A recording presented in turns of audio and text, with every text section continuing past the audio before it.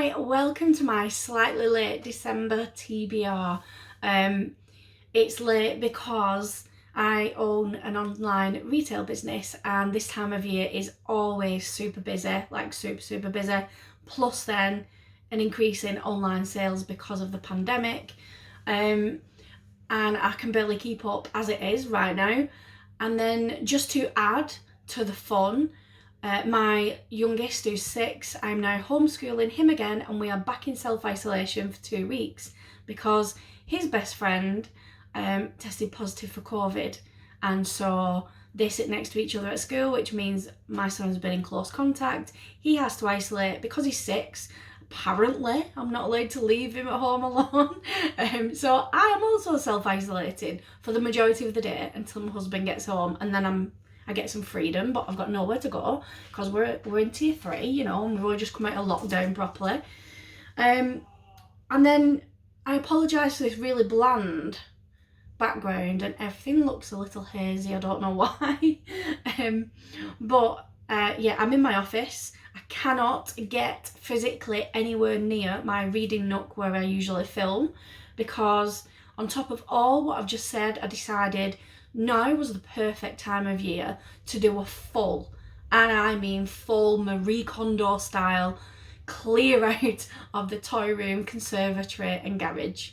And I think I'm losing the bloody plot. I have no idea what I'm doing. I keep forgetting what I'm doing in the middle of doing it. I'm barely getting any time to read, which probably means I shouldn't have done much of a TBR for December, but I always do. So and then just to add to things, because there isn't enough in my life going on at the moment, I decided to join in the Horrorathon Christmas edition. I'll put a link below to that video announcement. And I don't know, God, I'm so tired. I'm just exhausted. Right, okay, so I'm going to tell you about my Horrorathon books first, and the first one is for the prompt a thick book, as in, like, you know, many pages, and I'm going to go for Let the Right One In. I'm going to wreck this name. I've actually just listened to the author pronounce his own name, but he has a Swedish accent and it did not help in the slightest because I couldn't tell what he was saying properly. And the author is John Avide Lindqvist, I think. Anyway, Let the Right One In is a book that's always talked about on horror reading groups that I'm on. People always say it's an absolutely fantastic read. The author is very well known within the horror genre. And this, it doesn't specifically say that it's vampires, but I think it's vampires. I'm not going to read any reviews. I don't want any spoilers or, you know, accidental, you know, spoilers. It talks about a child being found murdered and all the blood drained from his body. There's another little boy who is pretty happy that this has happened because this person had been bullying him, and he thinks something has come to wreak, you know, revenge on the bullies, so he's like pretty chuffed. And then he meets this little girl who's new to the town, neighbourhood, whatever, and she's a little strange, and he wonders why she only ever comes out at night. And that's as much as I know. Sounds like vampires. Apparently it's brilliant. I'm going to listen to that on audio because I do not have time to read a thick book. And what would a TBR be if it didn't have zombies? Well, it definitely would not be my TBR, that's for sure. So, short horror is the next prompt I'm going for. For that one, I'm going to read The End of Everything by Christopher Artinian. Zompok, 2 sisters. They don't get on, they can't stand each other, suddenly they're in an apocalypse, and getting along and working together is what their survival depends on. That's it. I know it's 195 pages, that's classed as short. For me, I would have preferred much shorter right now, but we're going to go with that one. And I'm really hoping that I do enjoy this one. I'm going to read it on Kindle Unlimited. Next up, the prompt female author. For this one, I'm going to read The Secret Santa by Trish Harnichu, I think. I do this every time. Right, so this is one of those like a closed-in kind of thriller mystery.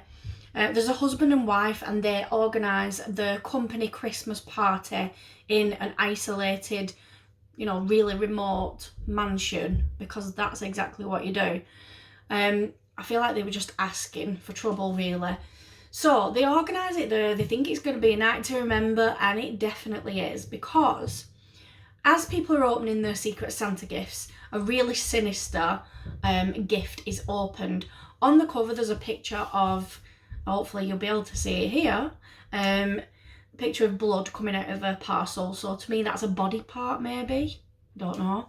And then, just to make things better, there is a massive snowstorm. They all get stuck inside this mansion and people start dying.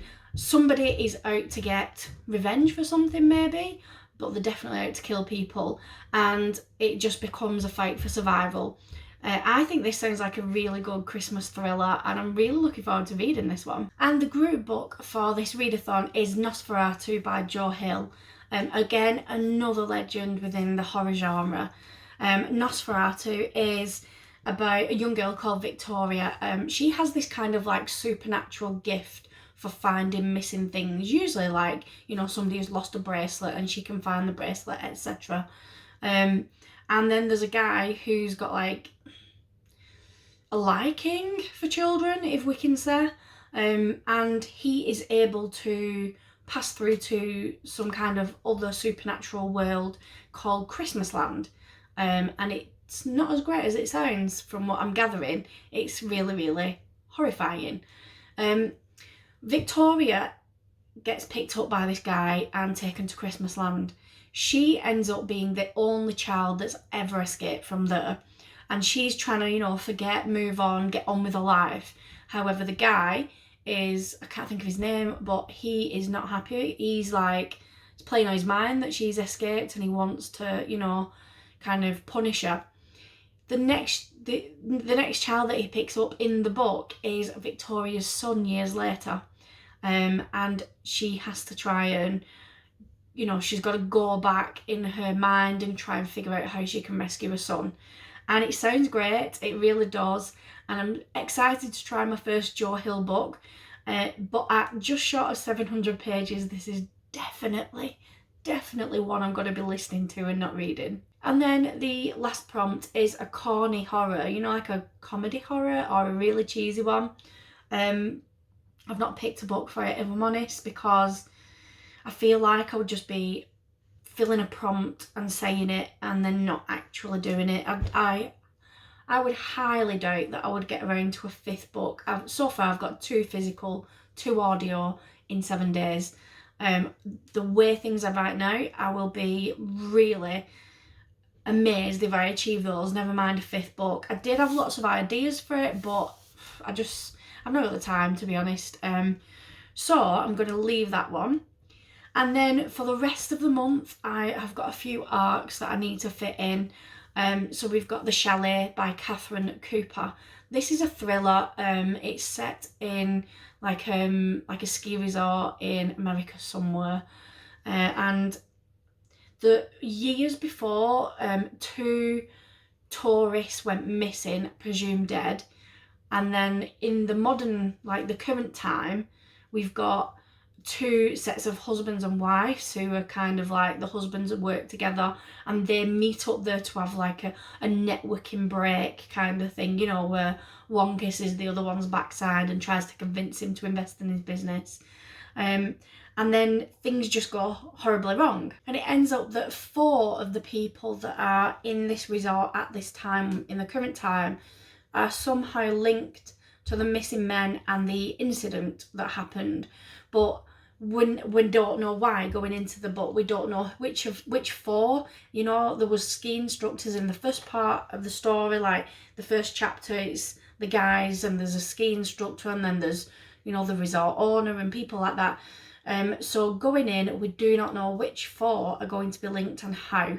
but there's secrets, and there's going to be secrets uncovered and people backstabbing, and so yeah, it sounds like it's going to be a really good thriller. And obviously with this video going up on the 2nd of December, it is, yeah, I have already started listening to that and I'm really enjoying it so far. It's just one of those where you just get drawn into the characters, and you're constantly like, oh, is it them? Oh, it might be them. So yeah, I think I'm going to really enjoy that. And then the next book that I'm going to read, or shall I say I've already started reading, is Metro 2033 by Dmitry Glukhovsky. I think I'm doing okay with that one. This is a really like proper full-on dystopian kind of book. You know, there's been some kind of apocalyptic event. The earth is full of radiation, and the few survivors, and I say few, I mean like 1,000 across, you know, the city or whatever, they ended up living underground in the metro system, in the tunnels, the stations, etc. The stations themselves have become like little villages, and then obviously they use the tunnels as like road networks kind of thing to get to and from the different towns. And there's these, I don't know what they are right now because I'm only very, very at the beginning of the book. But they're like weird, I want to say like, I don't know what, like weird mutated creature things that eat people, I don't know, or attack them, I'm not sure yet. But people are afraid of them and they have to fight them off, and they have, you know, people on guard duty 24/7 to try and keep them away.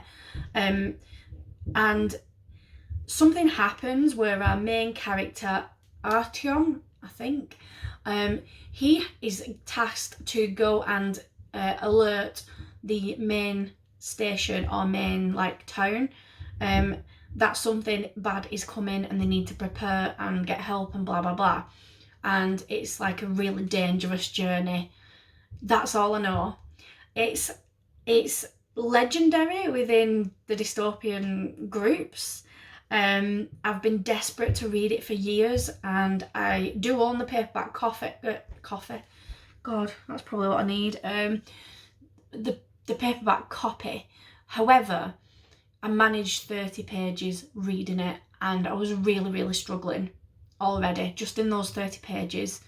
And part of it is there's a lot of Russian pronounced things in it, which obviously it's written by a Russian author. It was originally written in Russian, but for me that kind of makes me like, I can't get into the flow of the story because I'm having to constantly stop and try and pronounce things or figure out what it is. And then added on to that, there's a lot of political information dumping at the beginning about different confederations and who's against who and all that, and that is boring to me. I just wanted to get into the story. So I've decided to swap to audio, and I'm doing a little better with that, and hopefully that continues. Because I really, really do want to get through this and see what all the fuss is about. Like, is it really as great as everyone says? And the next out that I'm going to read is one that I've been like really, really excited for since I was approved for it a couple of months ago, and that is Teen Killers Club by Lily Sparks. There's a 17-year-old girl called Signal, and she is framed for the murder of her best friend. She's gonna, you know, she's gonna get found guilty. And so she's given like an out kind of thing. She's given the option of either, you know, imprisonment, or she can join this like super secret society of criminal girls. Sorry, I could see something flashing on my laptop, panicked. And these girls are all assassins. So they are teenage girl assassins. Sounds awesome. However, Signal doesn't quite fit into the group. And that's probably because she's not actually like them. She isn't a killer. She isn't a criminal. She's a nice girl. She just got framed for something she didn't do. And so even though she opts for that, thinking it's going to be better than imprisonment, she hadn't realised that there's going to be like electronic kind of monitoring. So like CCTV and tags and trackers and all that kind of stuff. She also didn't realise that there was going to be some guy out in the woods near where the girls are staying who was determined to pick them off one by one. And she definitely did not plan on falling in love. So this sounds really, really, really good. I'm so excited. I can't wait. And it's already got like really good ratings on Goodreads, so can't wait. The next arc that I'm really looking forward to is Hijab and Red Lipstick by Yusra Imran. This is about a teenage Muslim girl living in London, and her father is quite conservative. He's like very conventional and quite strict with the religion and the rules around it. However, Sarah just wants to be a normal teenage British girl, listening to pop music, experimenting with makeup, going out with her friends, having a boyfriend, etc. But, you know, obviously Dad's kind of thoughts and way of life is completely clashing with how she wants to live. And then it gets worse because her dad lands himself a job in the Middle East and the whole family moves over there. And Sarah suddenly finds that she is living in a country where patriarchy rules. She has to ask her dad permission for everything. You know, whatever he says goes, the end. And she ends up kind of in this battle against him, and it's kind of like, you know, does she destroy the relationship with her dad for some freedom? And I'm going to read this little bit to you that the author has written about the book, because I don't think anybody could say it any better than this. Hijab and Red Lipstick is told from the perspective of a young British Muslim woman growing up between London and the Middle East. It is a tale of a young woman's difficult quest to find herself, offering an unusual and unique insight into life in countries such as Saudi Arabia, Qatar and the UAE, where people's personal lives, relationships and coming of age experiences are rarely spoken about. And that is what got me. I'll be honest, that is what grabbed me. I wanted to read this so much. I absolutely love finding out about other people's lives and other people's growing up experiences that are drastically different to mine, that I would never ever be able to experience, or even I don't even know anybody that would have been through this. So it's kind of interesting, but not in a like, ooh, entertainment, you know. It's just so incredibly interesting finding out what other people have to go through, and raising awareness of these things, and then hopefully, you know, going on to see how, you know, us readers can raise more awareness or trying to support change or something. So I really can't wait to get around to this book. The last arc that I really want to get to this month, in fact I've already started it, is The Key to Fear by Kristen Cast. Now, people may know that author's name because she wrote the amazing, or shall I say she co-authored the amazing House of Night series. And when I saw this book on NetGalley and I saw the author, and I was like, yep, having it. I don't care what it's about. Kristen Cast is a great author and I wanted to read it. Great for me is that it's a dystopian sci-fi after a plague has wiped out half the population. Just my kind of book. So it's no shock that I'm already really enjoying it. So the story is some kind of plague virus has wiped out the vast majority of the population, and this kind of, I'm not sure yet whether it's like an AI or a group of people who are using an AI interface to deal with people, but it's called The Key. And The Key took control of society, basically. They have sounds funny. It probably was like crazy when the author started writing it, but it's actual real life now. nobody's allowed to touch anybody else, and they all wear protective face coverings when they go out into public. And something we don't have, which will be quite cool, is they have like these bubble kind of shields that can come round them when the AI or whatever, the key, thinks that the person is in any kind of danger. Now, all sounds great. People are, you know, being protected, and they've got back to normal, well, normal-ish life, and, you know, doing whatever. However, there is like a rebel group called EOS, and they're always kind of like attacking the key. And they've released some kind of biological weapon, and all of a sudden the key puts many areas in this city or country or whatever under like full-on lockdown, restricting movement. Does it sound familiar at all this? So yeah, so we've got the main characters. So we've got Aiden, who is a bit like, he's not a rebel as in like the bad guys, but he doesn't really feel comfortable with everything that's going on, and he's like kind of playing the system and stuff, and he just wants some freedom. He doesn't want to be controlled by whoever it is. And then we've got Elodie. She is somebody who literally, the rules are the rules. She gets on with it. She thinks the system is perfect. You know, it's like the system knows exactly how to look after us, so I'm going to do whatever it says. However, Aiden and Elodie somehow discover this kind of horrible side to the key, and the information that they get, it's like, what do they do with it, and how do they kind of warn society, or, you know, get them to believe what's going on. And I'm loving it so far. I really am. It's just finding the time. It's one of those, if I could just sit and read, I'd like whiz through it. But yeah, however, I'll get through it at some point, I'm sure. And then I've said before that myself and a friend are trying to buddy read one Riley Sager and one John Mars every month, just to get through like their catalogue, because we love both those authors.